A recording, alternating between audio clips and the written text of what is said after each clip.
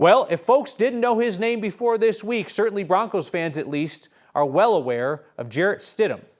And so are a bunch of folks around the country, people now swooping up his trading cards at prices many times multiple what they were a week ago. Trading card stores here in town are just trying to get their hands on some to sell.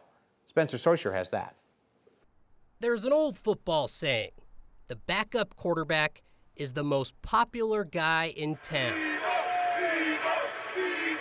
And in this town, it's really true. Thanks for calling Mike. This is Sean. I can help you. Sean McCandless sells cards at Mike's Stadium Sports Cards in Aurora, where you won't find a Jarrett Stidham card. Right now, we have 0. Not because Mike's didn't have any, or none exist, but because the backup quarterback is now starting quarterback popular. We had 5 or 6 over the weekend, and by Monday, they were all gone. Everyone went crazy for them. Card types and conditions vary, but Jarrett Stidham, you could probably pick him up for $1 or less before this week. That's not the case anymore. $30 and then $49. Really? Yeah.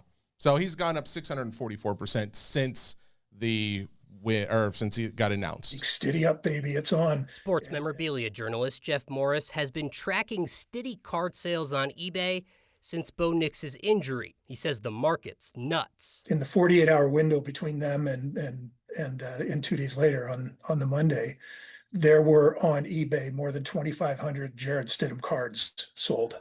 Morris says that's not common, and to think of dollar cards like penny stocks. It's like you're taking a flyer, a low risk flyer. The value of the card often increases based on how a player is If performing. you got it, you're probably like, it's a Jarrett Stidham card. Now, and especially if they win, all of a sudden you're like, man, I'm sitting on a gold mine. This city may be backing Stiddy, and it could come with some money too. If you have any, we'd be happy to buy them for you.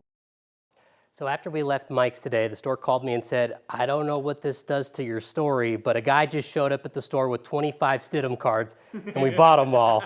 Maybe the guy that brought them in is the one that's swooping them all up on eBay. Now Mike has to figure out where to price those cards and whether to hold on to them through this weekend and up until this weekend. Yeah, a guy comes in with a hoodie and a hat on, says his name is Jarrett Stidham, and he's got all these Jarrett Stidham, a little mustache, right? Listen, he's going to make some money. So wait a second. So people buy these cards, right? We all hope that Stidham tears it up this weekend. But if he's pedestrian, then they just go back to like being $1 again? That's why I asked, I was like, all right, could this get worse? Like, could this be the worst investment of your life? He's like, where they're at right now because of the story and where it's going to stand in Broncos lore, hopefully in a good way. It can't get worse than it is right now. Okay.